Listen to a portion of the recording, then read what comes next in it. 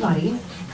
Welcome to McNally Jackson. Thank you all so much for coming out tonight. We are so thrilled to be helping this wonderful book find its way out into the world, and we're so happy to see so many of you here, so thank you.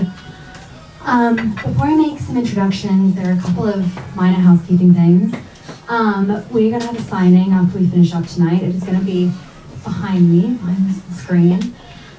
So if you don't already have a copy of the book, go and grab one, bring it up here and get it signed. We have pre-signed copies of Nan's book, so pick one of those up if you don't already have one, or get a second or a third one. We're also going to have time for questions, so think about what you might like to ask. And we're open until 9, so stick around and join us for a drink and hang out for a while. So, by way of introduction, Adele Bertei has begun playing music in Cleveland with Pete and his legendary Peter Logner, and as an original member of the Contortions, produced by Brian Eno in New York. She was the lead singer of the first out queer all-women rock band The Bloods. Her singing and songwriting career includes recording, performing live, and writing for such diverse acts as Thomas Dolby, Tears for Fears, Culture Club, Whitney Houston, Scritti Politti, Sheena Easton, Jelly Bean Beatonhead, Lydia Lunch, the Pointer Sisters, and John Gray. Bertei played a lead role in Lizzie Borden's seminal feminist sci-fi film Born in Flames. She's the author of 2 previous books, Peter and the Wolves and Why the Bell Matters, a finalist for the 2022 Lombardo Literary Awards. Twist is the story of how it all started. And she's in conversation tonight with Nan Goldin, who's an American photographer and activist. Her work often explores LGBT subcultures, moments of intimacy, the HIV/AIDS crisis, and the opioid epidemic. Her work and life was most notably recently documented in the film All the Beauty and the Bloodshed, and her most notable work is The Ballad of Sexual Dependency. So I'm going to, thank you, join me in welcoming Yvonne.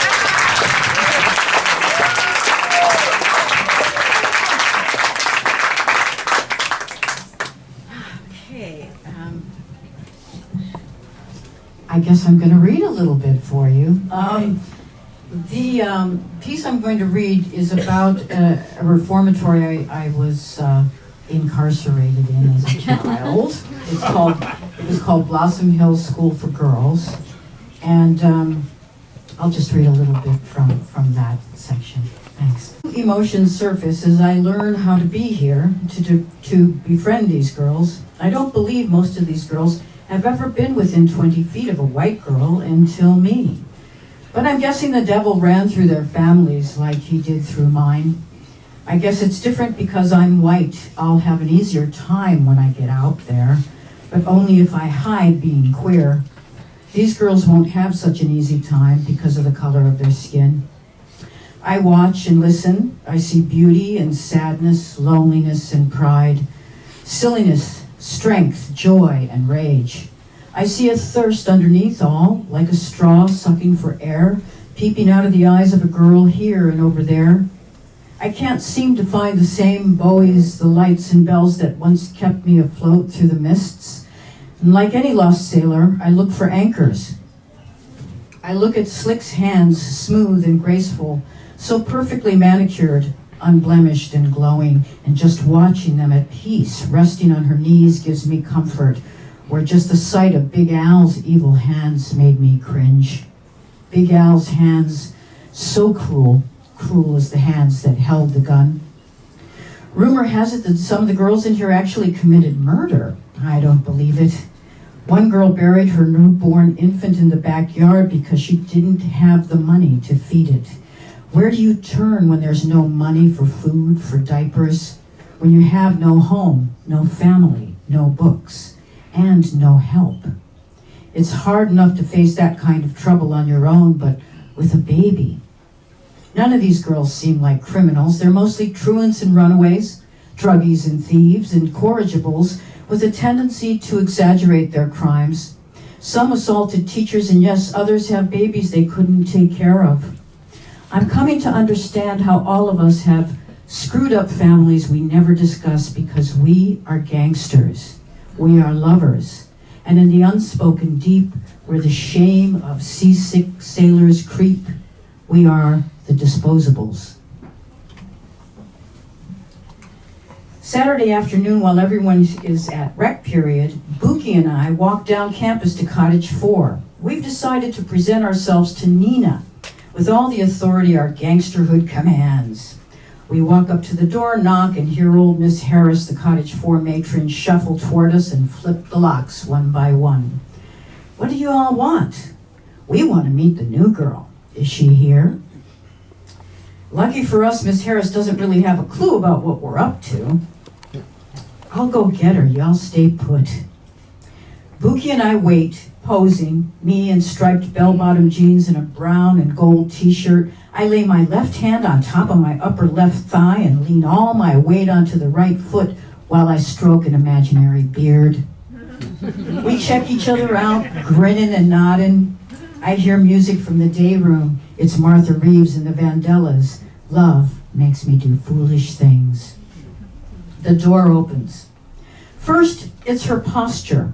Nina stands like a goddess posing with one hand on her hip, her head held so high it seems as if it might float away. Her skin is smooth and her afro is like a soft halo around her head. Browns and reds and ochres and shades of chestnut in there, all woven through. A perfectly shaped fro, like Angela Davis's. Her cheekbones are high, eyebrows perfect, eyes almond-shaped and lips like cherries, and who are you and what do you want? Nina is not smiling. The intensity of her expression shows a fierce intelligence burning like a small flame between her eyebrows. I have never seen anyone so beautiful in all my life. I try to maintain my stance despite my terror, and Buki grows tongue-tied. I clear my throat. We have come here to introduce ourselves. I'm the Honorable Al Capone, and this here is Babyface Nelson. We are pleased to make your acquaintance, Miss Charles, and to welcome you to Blossom Hill. I offer a dignified nod and shift my weight. Buki says nervously, like, yeah, welcome. Nina cocks her head a little, considering what she's just heard and witnessed. Her lips don't show the slightest curl toward a smile. She stares coldly, as if we're strange specimens, like shellfish moored in the sand, and she's deciding whether to make a meal of us or fly off. She laughs in our faces. And I'm the Queen of Alexandria. What a pleasure it is to meet you. Well, goodbye for now, pimps. And with that, she throws the door closed with a curt little slam. It all begins with humility. Acting pimpish is clearly not the way to this girl's heart.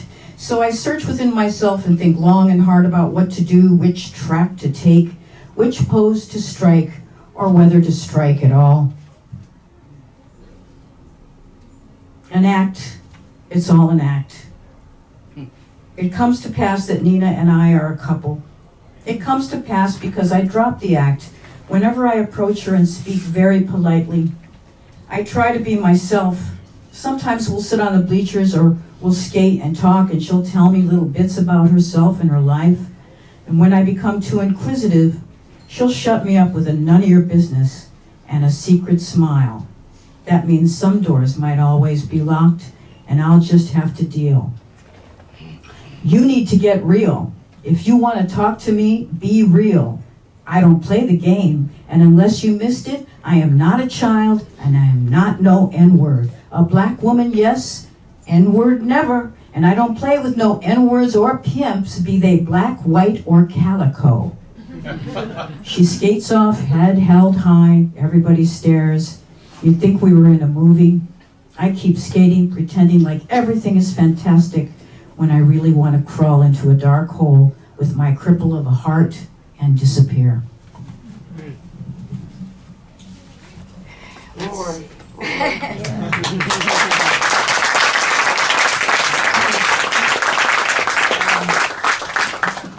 I want to read a little bit from the Mary Crest section. I was in the equivalent of a Magdalene Laundry in Ohio.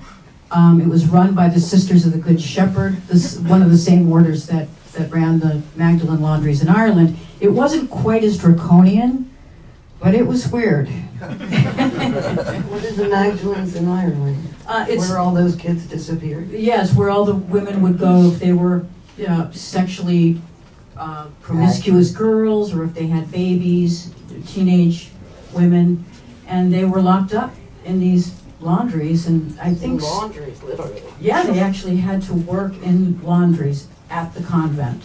And Sinead O'Connor spent time in one of those laundries. Actually, Sinead was one of my inspirations for really looking into the maternal side of my family. My mother's people came from Ireland.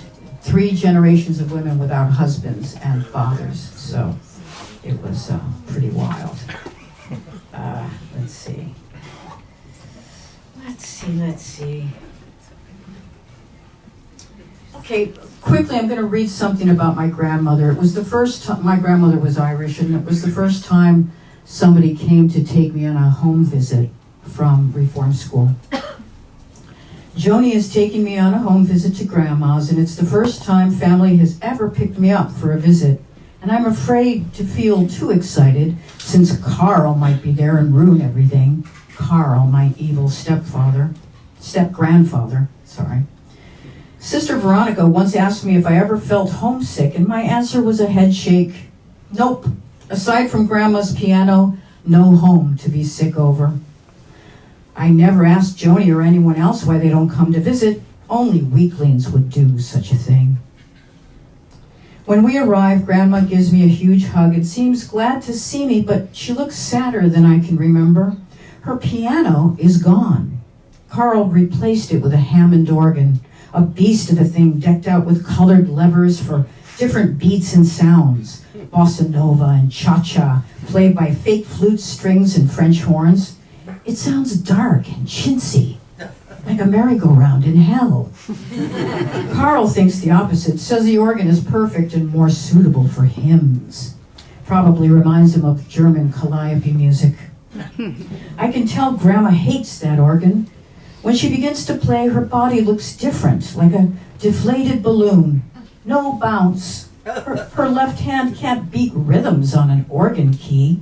You have to press organ keys, and softly. Organ keys can't swing or dance with Grandma Jo's rhythms. The piano was her joy, her life. Carl may as well have committed murder. At least Grandma is allowed to choose which hymns to play and sing. She sings a mournful "There is a Balm in Gilead." Afterward, we eat scrambled eggs, and she looks at me sadly, then goes upstairs to take a nap. I creep after her and listen at the bedroom door to her weeping alone in her room. The wooden floor is cool. I press my face there, singing quietly through the door crack. There is a balm in Gilead to make the wounded whole. It quiets her and comforts me. I silently curse Carl and curse having been born a woman.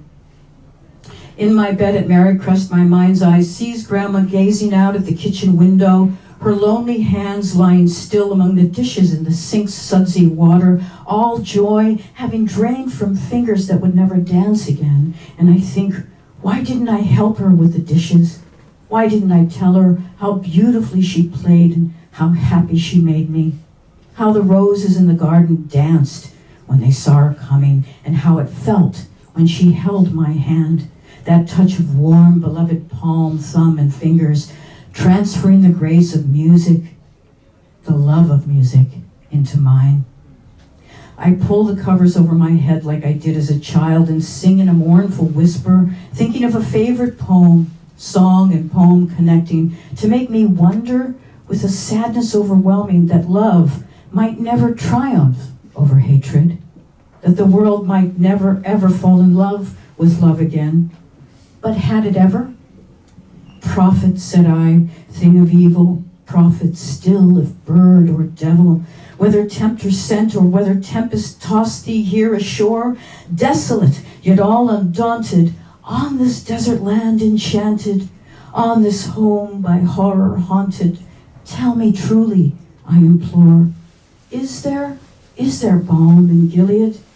Tell me, I implore. Quoth the raven, nevermore.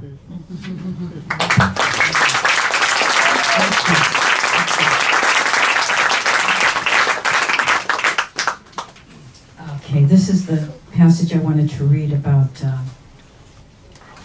Marycrest. Okay. The Sisters of the Good Shepherd is a French order from the 1800s that established roots in France and Ireland before coming to America. There are two branches. The sisters in white habits teach, live, and work with the girls, while the contemplative Sisters of the Cross, or the Magdalens, are cloistered and wear brown habits. We see the contemplative sisters only at chapel and on Sundays, and we're forbidden from addressing them because they've taken vows of silence. Mother Superior has the face of a hammerhead shark. She speaks with a slight Irish brogue, the kind Grandma Jo slips into now and again. I sit posture perfect to impress her. After the interrogation about my family, the escapes, and the lack of good grades, her expression flickers with a hint of surprise when I inquire about the order. She gestures to the portraits above her head. St. John Eudes created the order, Our Lady of Charity of the Refuge in France in the 16th century. St. Mary of Frisia followed in his footsteps, found in the Good Shepherd order as an offshoot in the wake of the French Revolution. Both orders dedicated their lives to the service of women and girls who were victims of life's hardships. St. Mary was full of grace like our Blessed Virgin Mother. She had great compassion for women and girls. It almost slips out that I, too, have great compassion for women and girls. The Good Shepherd's order is a white uniform is a white tunic and habit, white scapular and white wimple, with a black veil on top. And the cross hanging from Mother Superior's beaded belt is humongous.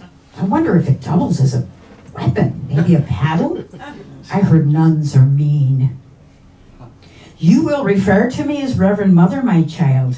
I will escort you to the large dormitory and introduce you to your big sister Constance, who will look after you while you become acquainted with your new life here at Marycrest. Sweeping her skirts out into the glossy hallway, she pauses, giving me the haughty, stern face that people in power just love to push all over you. All girls are required to hold to the same vow of chastity as the sisters. If there are no men or boys around, and what she means by chastity is not having sex, then she must realize she's talking about sex between girls. And if she needs to warn me about it, well, it must be happening aplenty between the waywards, and maybe the wimples too. I follow her piously, hands clasped in front, a good girl, and chaste for now.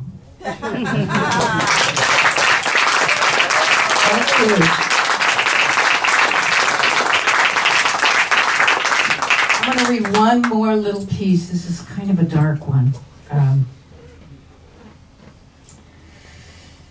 The gun is pointed at my head as he tells me to strip. I don't like anyone looking at my body. It scares me more than anything. Blankness washes over me like a wave, and I slide my jeans down into the nothingness. Lift my shirt over my head because I don't want to hear the bang just yet. I realize my face is wet because I'm crying, my face like a stone by the seaside. You don't ever think a stone might actually feel anything, do you? Not even the water washing over it? The gun against my ribs, stick against stone. I do what I'm told. He makes a sound of disgust. Little bitch, he says. He makes me lie back on the bed, takes off his pants, and points that gun at me. I want to tell him I'm already dead. I try to cover my pelvis, but he breaks my hands away. He grabs my face, forcing me to look into the barrel of his gun. Bullets, see? It's loaded. You best do what I say. I feel like I'm underwater, and his voice is underwater, and I don't know where I am, and nobody else in the world knows where I am or gives a damn. Nobody but Albert, the Vietnam vet who wants to hurt me, kill me. I'm a rock. I will not move. He holds the nose of the gun against my temple, cold metal circle boring into my skin like a spider web so very thin. He jabs himself into me inside, a tearing pain, and I hear something click on the gun. No, my mind screams over and over again, and then he's on me like an animal, and it hurts so much. The gun, my temple, the gun down there. I'm gone now. above my body looking down, watching a ghost girl on a dirty bed, and I can hear the girl thinking, if I do not die here, I will never, ever be afraid of anything ever again. Letting go, lifting up, and rising up and away, I'm in a flying saucer of my own design, one much cooler than the cartoon saucers on the Jetsons. My heart has burst open and the bees have escaped, and I'm in a spaceship made of flowers. And inside the ship, my Collier's encyclopedia and the books I love line the walls, bricks of wisdom keeping me safe. There's someone with me, my lonely girl. She's little but strong and proud in spirit. I'm so glad she's here. She has lips shaped like a bow and brown bangs. She wears little black slippers and a kerchief around her neck like a sailor.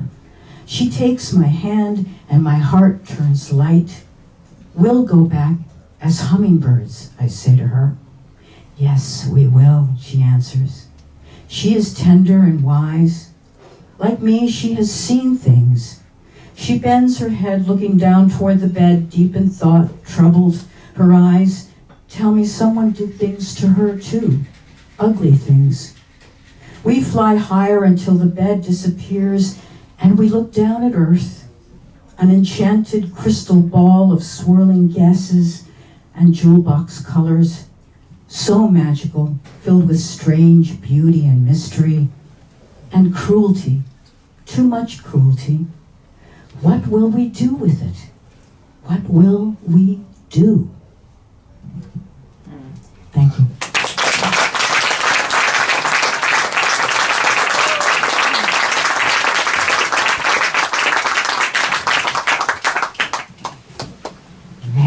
God, that was so disturbing. Thank you for reading that part. It's the darkest part of the book. It is, it's part of the darkest part of the book. Sorry to torture everybody. Do you want to contextualize it? I had run away from a foster home because I was in 7th grade, junior high school, and I loved the family. It was my second foster home. First one was disastrous. The second one, they were lovely, lovely people. My foster sister, who I was very close with, discovered that I was having a love affair with another girl in junior high school. And she flipped out. And she beat me so badly that she broke the blood vessels in my left eye, and it was filled with blood. It just turned red. I thought I was going to go blind. I was petrified. And because of it, and the shame of having to go back to junior high school exposed as a dirty queer, I ran away. I was 13 years old. I went to downtown Cleveland and met somebody that a Vietnam vet that I thought was a benevolent spirit who was going to take me to a hippie commune, and that's not how things turned out. Thank you for reading that. It's incredible that you're able to deal with that now. Oh, it took me decades and decades to deal with that, and many years of therapy. So. How do you remember your life so well? Did you write during those years? I didn't. I repressed a lot. And then as years of therapy and sobriety, all of it came back up, and I started every writing. detail. It's incredible.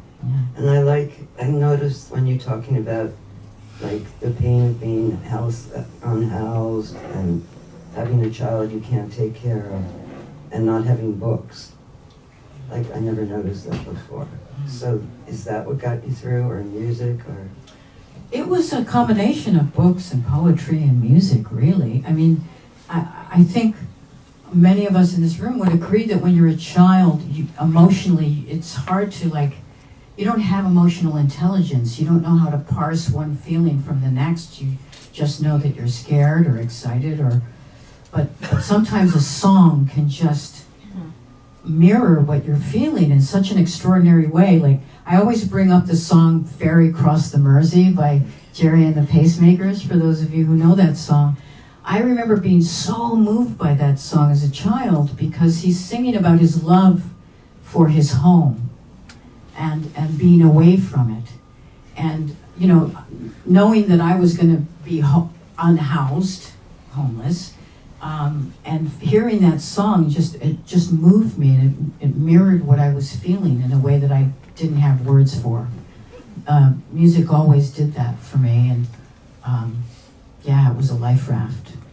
And I think for many of us, music is a life raft. You know, it's our go-to when we're feeling different things. When did you start singing? That's with my grandmother. My grandmother played stride and honky-tonk piano in speakeasies during the Depression. And my mother would, she was raising my mother as a single mother. During the Depression, it was a very dangerous thing to be doing at that time for a single woman. And she would bring my mother to the speakeasies and put her in a basket at the foot of the piano. And my mother would hang on to the piano leg to feel the vibrations going through her body. And my mother became a dancer in musical theater. And when I was little, I would sit on the piano bench with my grandmother, and she taught me how to sing harmonies to the Boswell sisters. Boswell sisters. Andrews sisters were great. Boswell sisters knew how to swing, right? So, yeah, so I started singing with my grandma. What happened to your mom? My mother, my mother was institutionalized throughout her life. She had a very sad life. She was paranoid. She was diagnosed as a paranoid schizophrenic. And something I learned in therapy and through the writing of the book was how her supposed affliction, and despite the abuse, her supposed affliction was so imaginative and creative and brave. And I was able to transmute the darkness of my mother and those wounds into a badge of courage for myself. I don't know that I would ever have taken the risks in my life had it not been for my mother's imagination. But how did her life end? Did you see her after all those years? I couldn't see her for most of my life. Yeah. It was too painful because she was very, very lonely.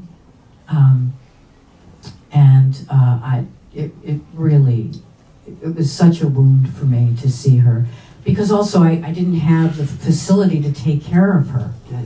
She was institutionalized. She was institutionalized, but she also had a little apartment towards the end of her life for a while, but wasn't doing well, had no one really looking after her. And I felt terrible because I did see her, a few years before she died. I just didn't have the means to take care of her. Your description of her is like a real homage. It's really a gift to her. Well, yeah, the book is It's beautiful. Oh, thank you so much, And man. you see the side of bipolar. You see that like ecstatic side and the beauty of that. Yeah. And then the other side, the darkness. But you show the like imagination and creativity and beauty of that. Yeah. And it's a really amazing portrayal of the mother. Thank you. Thank you. Why do you use Maddie? Why don't you write in the first person? It took me a long time to find the right voice for the book. I tried to write it in third person. I mean, I went through all these different voices, and then finally, I think it was probably 4 or 5 years ago, I decided that, Maddie Twist was a great character name to go into the story with some armor, as a Trojan horse, to actively go through what I went through as a child, but with this character name gave me some safety and some perspective. Yeah. But it's so first person. Yeah, it's first person active. Right. But as Maddie Twist, that helped me. It was like, the armor I needed. A little veil of protection, really. There's a lot of talk about trauma porn nowadays. And I think Trauma porn. Yeah. Yeah. And I think that this book is completely evades that completely is like the opposite of that, and I'm proud of you for that. Oh, thanks. Yeah. I mean, yeah. I read a lot of what they call misery memoirs, you know? And I thought, oh, I don't want this to be that. But also, like I said, it was like an alchemical transmutation I went through in my childhood and as an adult to take all those experiences and find the light. And I found the light in other people and in music and in books and poetry, and felt very fortunate. I found the light in you. Yeah? Oh my goodness, are you kidding? When I We should tell the story of how we met. Yeah, this is great. So 1975 Cleveland. 1975 Cleveland. What was the name of the bar? It was called the Shaker Club, a gay bar in Cleveland, right? And I'm there dressed like in my Sergeant Pepper's uniform, looking like a little boy, and I look over, and there's this stunning woman. I had on a white, cashmere. White cashmere. She had on a string of pearls that just laid perfectly in her collarbone, and this beautiful red, like her hair up in a chignon, and like it was like, whoa! And she checked me out and started snapping pictures of me, right? Because she was there taking pictures of drag queens at the Shaker Club. And we picked each other up, and she took me out into this limousine. Rented limousine. And that began our little love affair, right? It was wonderful. 50 years ago. Yeah, and she showed me these pictures of her friends from Boston, drag queens, and beautiful. It was like seeing gay people for the first time in all their tenderness and hurt and pride and joy, all those things she was able to capture in her photographs. And it gave me strength as a queer kid, because back then, if you were queer, you were ostracized. You could lose your life. And meeting Nan and seeing those pictures just opened the world up that much more for me. And then you came to Provincetown. Yes. And you were living in a tent?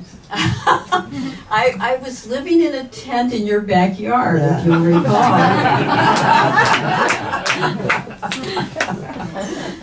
Yes. Good times, man. Good times. And so, how did you get to New York? I think we lost track for a little while. Yeah, I was in a band with Peter Lochner, who was part of Para Ubu in Cleveland. And him and he kind of discovered me singing and did so much for me in terms of turning me on to French poetry and different musics that I'd never heard. And he was such a mentor, and also an alcoholic. And he died of acute alcoholism at 24. When he died, we had always planned to move to New York together, and he passed away, and it was such a blow. And I moved to New York to carry on our dream for him and me. And how did you first get with the band? The Contortions. Right. I immediately joined the Contortions. History. And we completely dissembled music. We were brutalists. And it was quite fun. Thanks to Michael. Yes, Michael Zilka. Yes. And Michael Zilka, who is my And publisher C for Records. Twist and CRC Records. Yes. Thank you, Michael. He was the first person that put me into the recording studio, actually. And here we are, coming full circle.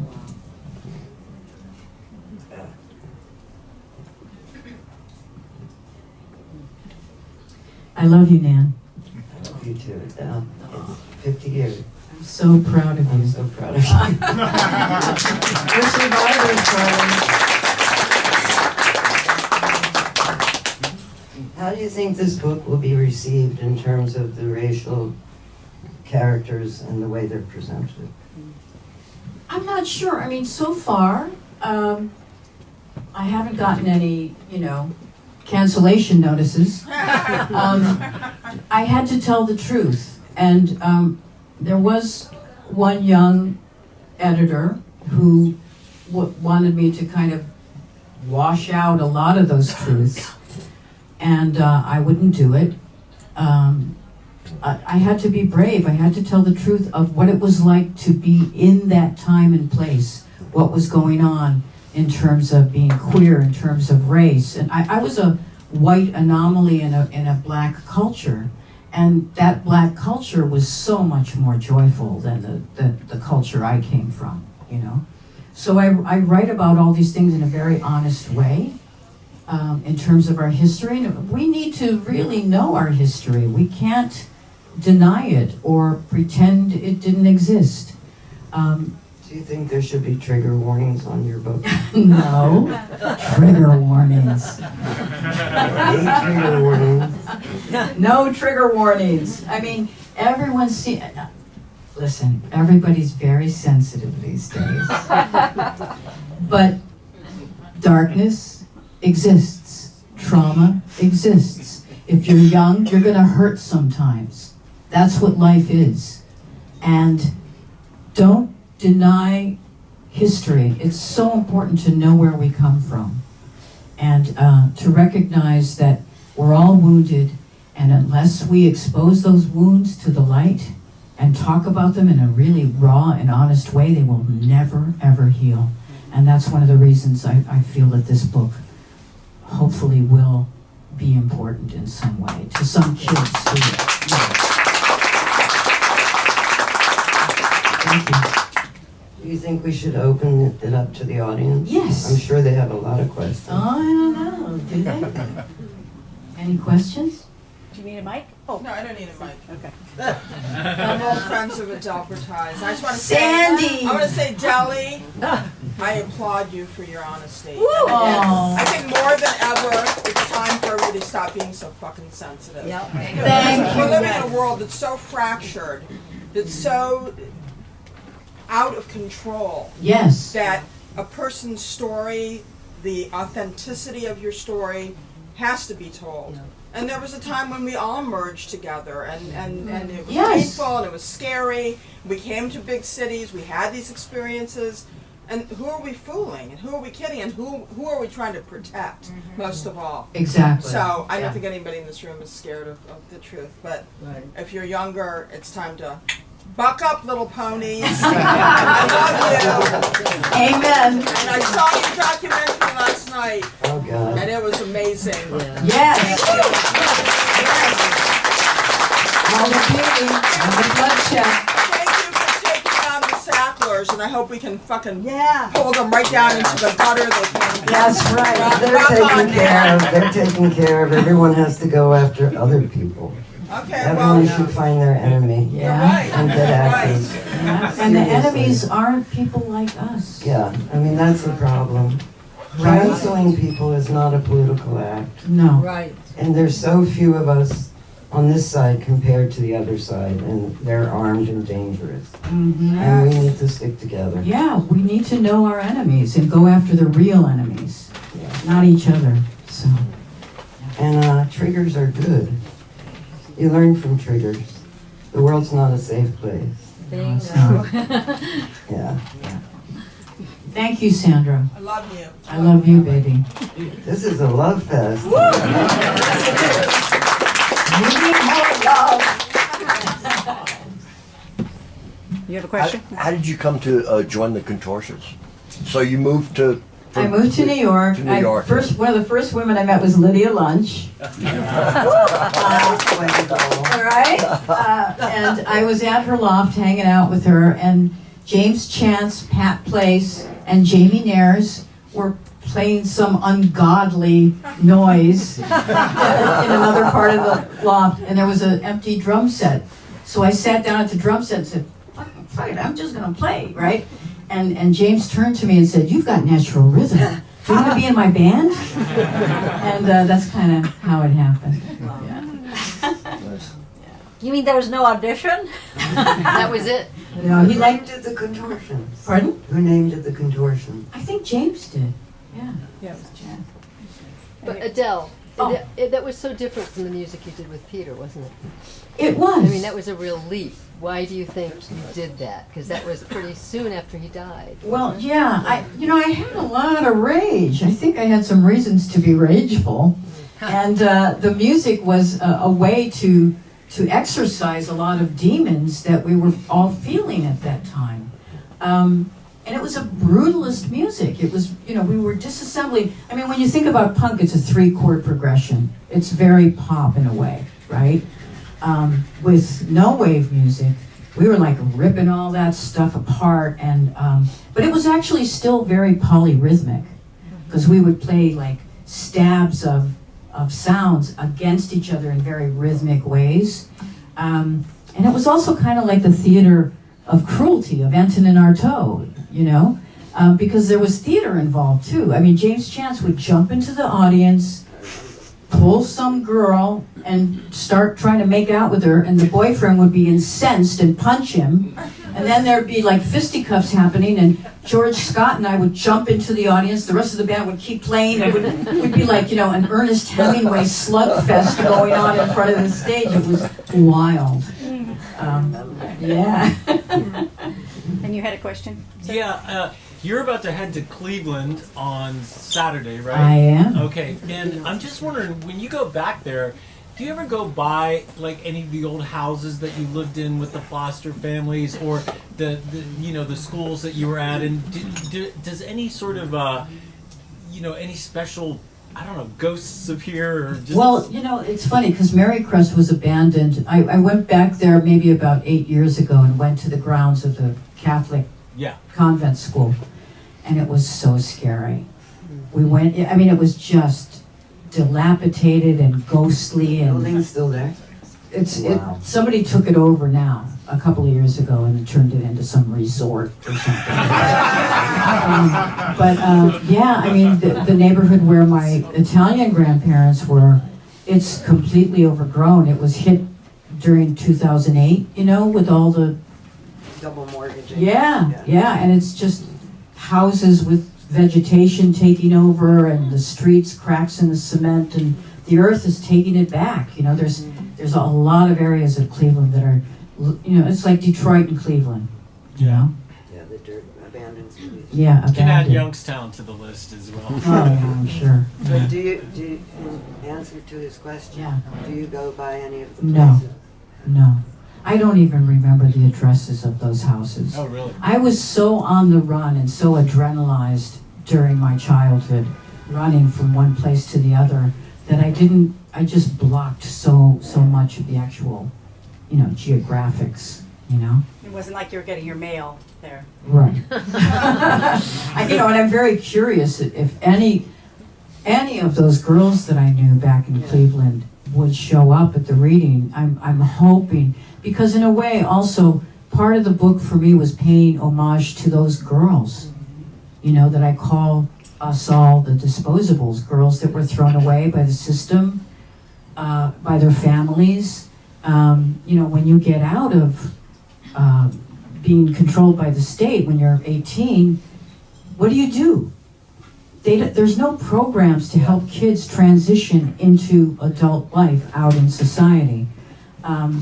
So a lot of the book is really a beautiful homage to the girls, and whose stories may not ever be told. So I wanted to, excuse me, sorry, I didn't mean to jump in. No, that's I wanted to come back to the James Chance and Anya Phillips period of your life and say, you probably might remember I used to, if Anya was there, I was with her in Sylvia. Oh yes, Sylvia, yeah. And the music is exactly as you described, with the screaming horn and the complete discordant everything going on. Mm-hmm. But one of the things I remember best is you belting out Chain of Fools. And it was like, I loved, R&B and soul music as well. I don't think that many did. When you did that, that's like something I could so immediately respond to. You were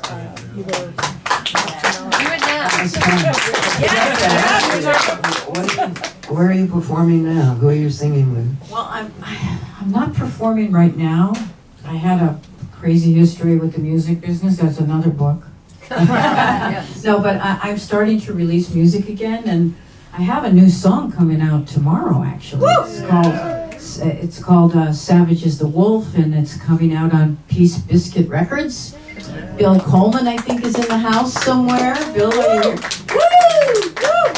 And yeah, so I'm doing it one song at a time, Do you want to testing the premiere that waters. song? No. I think everyone would love that. Let's see. I think there's a part where I'm singing in French. No, I can't do it. I'm too shy to sing in front of a small room of people. I get that. You get it. You're a singer. You know, Esther. I wouldn't do it. But you can listen starting tomorrow.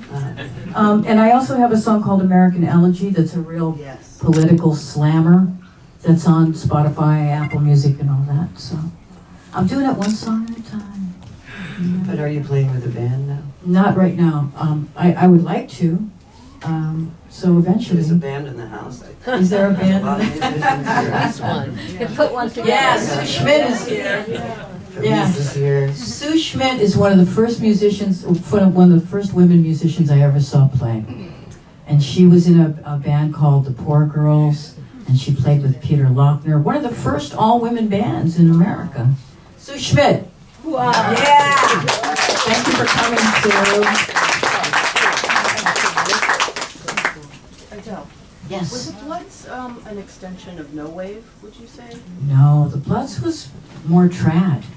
We were very rock and roll, and we did like punk, funky rock and roll, you know?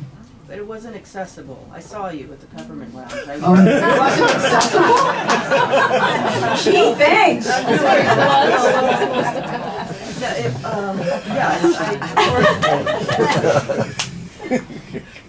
Yes.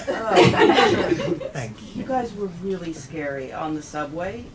Oh. You were, yeah, because, you know, when you would see a punk rocker or a full-on dyke, they Yeah. were very noticeable, you know, in the landscape, Right. barren landscape. And Yeah. then it's like, so, Mhm.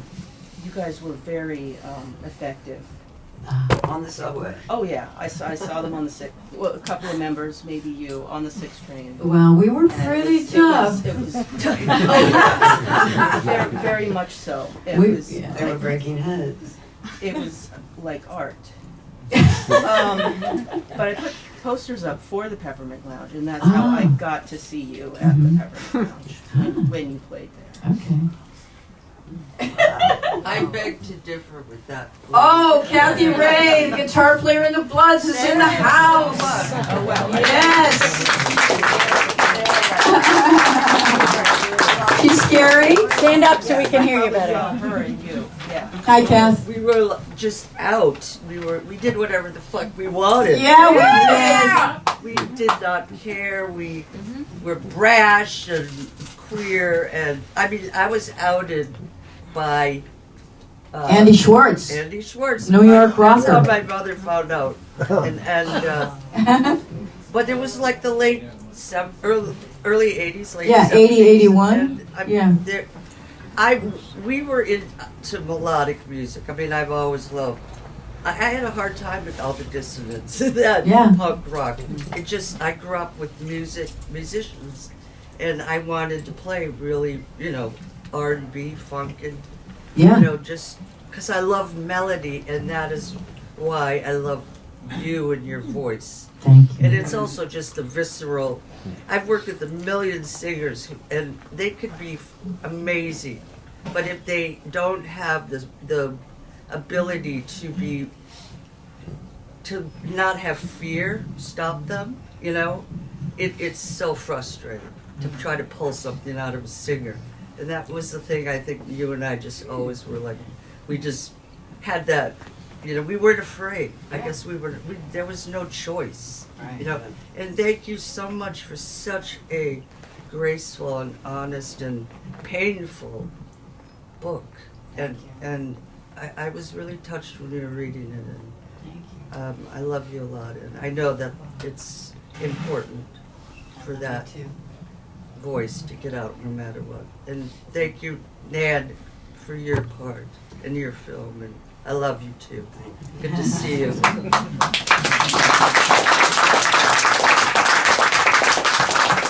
Nice to see people from that year, right? Yeah, it's a great room full Yeah, of incredible. wonderful people, faces that I love. Thanks for coming, everybody.